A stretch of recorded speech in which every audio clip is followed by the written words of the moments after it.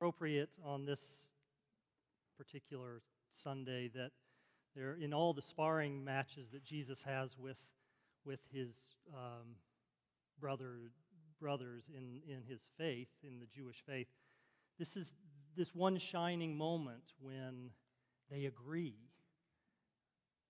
And I say it feels appropriate given how we join together with our Jewish brothers and sisters on when was that? Friday night, right up the street at Shirtikva. And I did want to just thank so many of our congregation for attending. It meant so much to Rabbi Carey and the congregation there to have such an incredible show of solidarity and care for what they are going through given the events in Pittsburgh. So thank you for being a part of that. So the scribes asked Jesus, what is the first and greatest commandment? And Jesus speaks the beginning of what the Jews call the Shema. Hear, O Israel, the Lord our God is one. And then he goes on to say the commandment, you shall love God. And the second commandment, they don't ask him for that, but he immediately says upon that, the second commandment comes right on its heels, you shall love your neighbor as yourself. So the Gospels, as you are probably well aware, use the Greek word agape for love.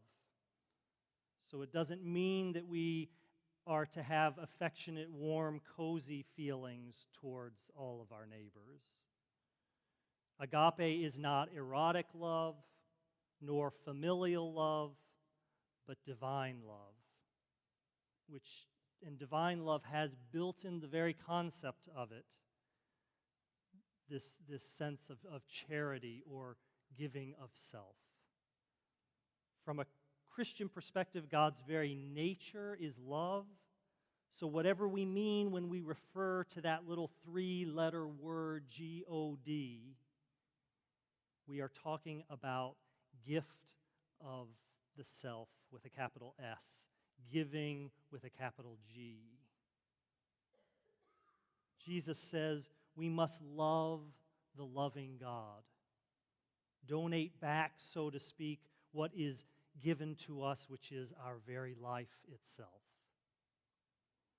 The great error or sin, maybe the original sin, is to receive life and then cling to it rigidly for our own individual selves. When life is given to us to be given away. This is why he qualifies the statement or expands the statement. It's not just love God, but it's a full self activity. Love God with all your heart, with all your soul, with all your mind, with all your strength, body, mind, spirit. With your whole being, love God. In everything, love God. Donate your whole self to God's purposes, God's goodness, to God's love. And so that's not abstract in any way. He says one of the prime ways to do this is to love your neighbor as yourself.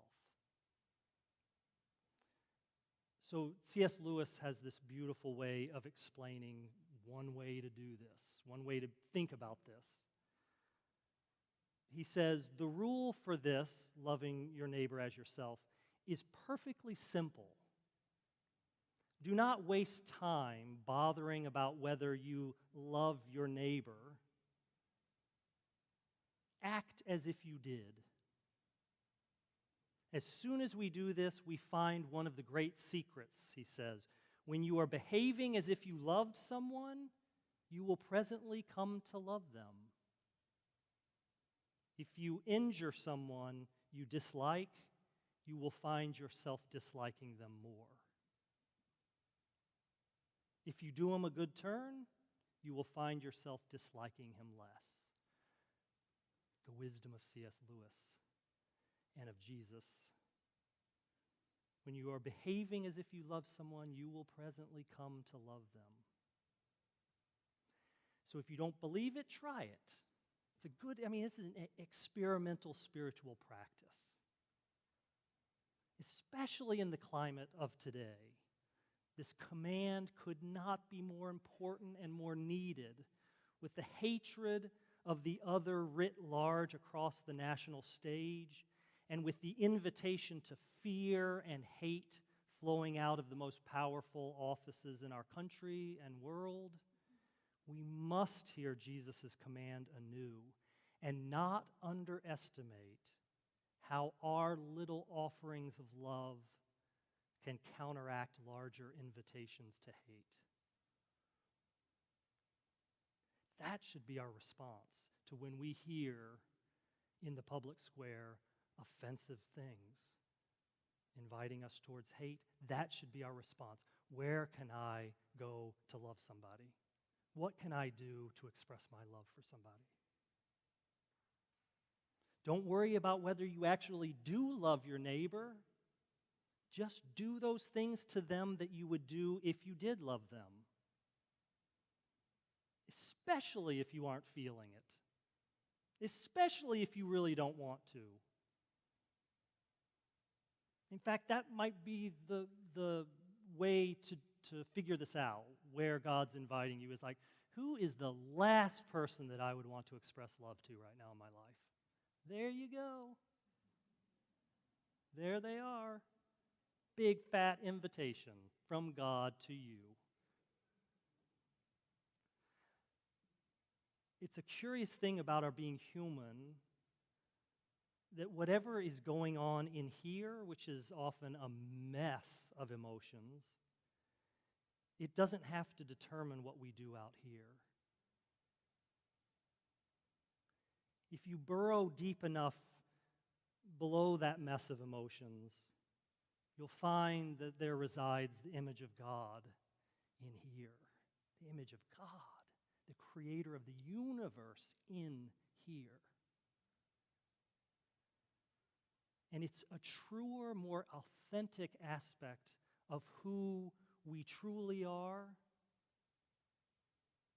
And that truer you wants to love regardless of what the surface you is grousing about.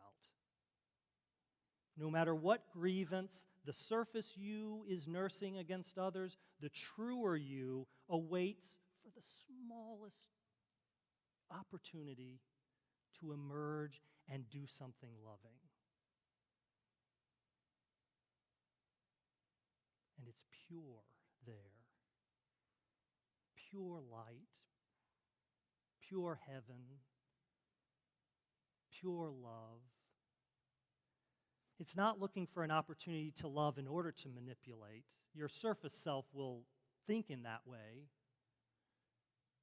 in order to manipulate the other into liking us. It's not about that, or feeling better about us, or to be the better one, or take the higher road, right? It's love, pure and simple. And we love that's there because we are made that way. We are made to have that reality flowing through our lives. And especially where it gets blocked up and stuck, where we least want to give of ourselves, especially there is where the command to love is required. Jesus says later, basically, even the worst people love those who love them.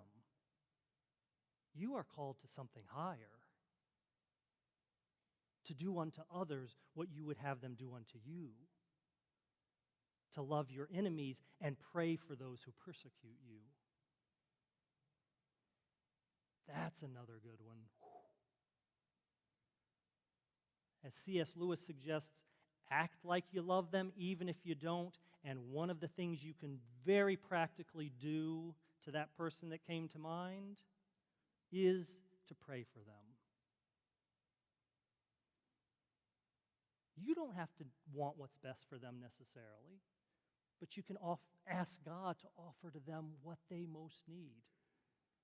And I won't tell you, God, what I think they really do need, You decide what they need, God. Please grant to them what they most need and most want in this life and in this world. We are all fighting a tough battle. What is it that we most want? That's what God wants to grant to us and to our enemies.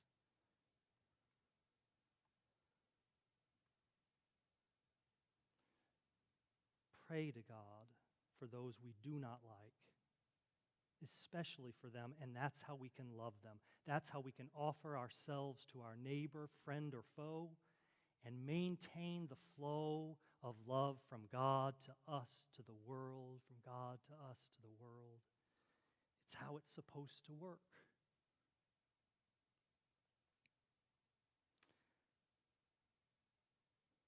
And so, two things that this relates to on this particular day is that we are wrapping up our stewardship campaign for the budget for 2019.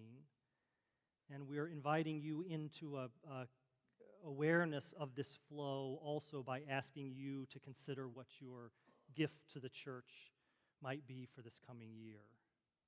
And we remember this flow of love as we engage in this practice. And we remember that ultimately we don't lose by giving, but we become more fully ourselves by what we give. That our giving is a spiritual act, an act of the mind, spirit, and body. To give of what we have to strengthen and sustain the church. And this orientation then that we're training ourselves in here in the church not only benefits the church, but also whatever other people and organizations that are doing the work of love out there and are looking for your gifts as well. As in everything, our wealth becomes a detriment when clutched and a gift when flowing through us towards others. The flow is what makes us rich. The wisdom teaching of the Proverbs that is our theme is give generously and grow all the richer. And that's what the church, that's what Christ teaches us, is that that's the pathway to wealth, true wealth. So we invite you to consider how your giving to the church and in this season of your giving to others is a part of your spiritual practice. Your spiritual practice of loving God and loving neighbor as yourself. And then also as we approach the communion table today, we approach this central object lesson of divine love. Because what is here are the symbols of Jesus' total givenness in love to us, to all of us. It took all his mind, all his heart, all his strength to donate himself rather than to preserve himself. It took all of that to understand that the needs of others could best be met by the relinquishing of his own needs. To see that his suffering could awaken minds and hearts. That his being broken could effect healing for others. And so he gave of himself fully to enemy and friend alike. And that's what's represented here at the supper. And that's why we say all are welcome. No one is the enemy of God. We might have our enemies and our friends, but no one is the enemy of God. Everyone is welcome to this table of love set before us through Jesus' offering of himself. May our partaking encourage a renewed commitment to imitate Christ in his total givenness for the good of others. In his name, amen.